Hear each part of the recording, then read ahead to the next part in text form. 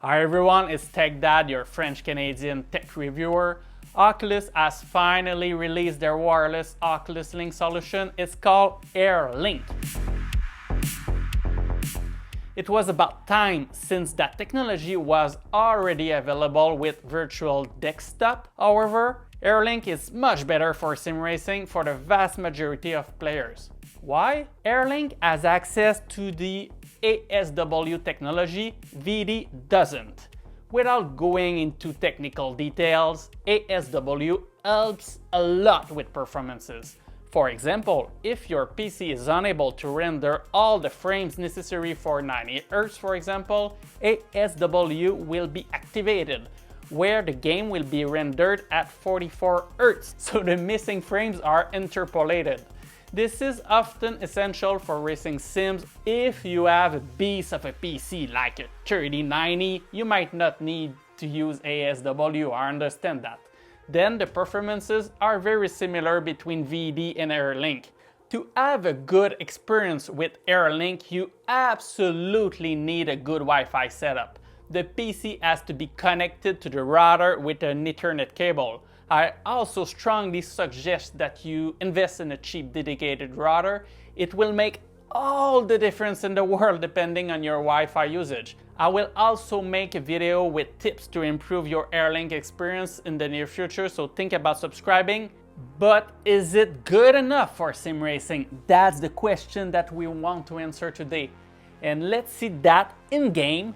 So now I'm switching to my voiceover setup.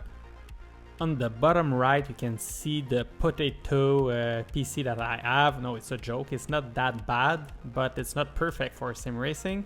On the right, at the top, you can see the test settings that I have been using.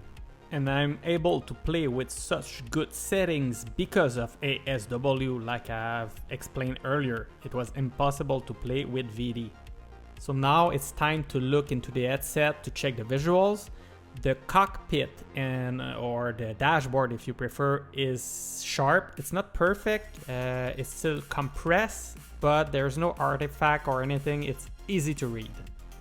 To check at my menus, I need to move a little bit my head to the left or to the right because the sweet spot is a bit small on the Quest 2.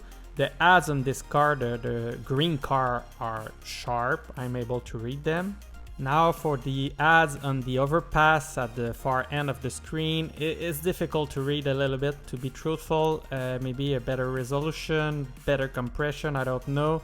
This is where you will have better result with an HP reverb, for example. So now it's time to start the race so we can see other things. So yeah, it's good. I'm happy with the results, really. So you see the tower on the right. I will stop to try to see the ads on them, and yeah, no, it's really not perfect, to be truthful. I cannot read the ads. I was able to do it a little bit better with something like the RefS. I will try to go a bit further, and it was not much, but now it's readable. So, and the overpass is really good. So we have a little bit more of a compression than what you will get on a native headset like the RefS.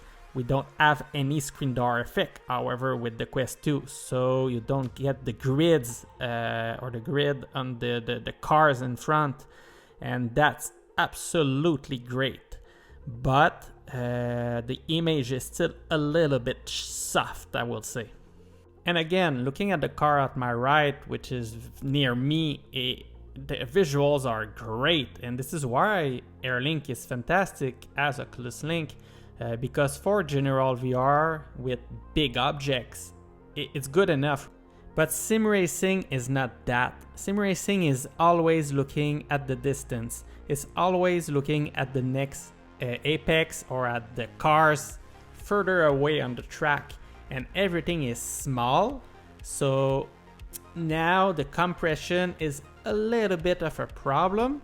It's not super sharp, it's a little bit soft, but it's still very good. And without any screen door effect, I almost prefer this to the RefS.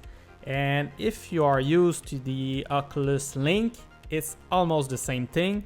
Instead, you don't have any wire.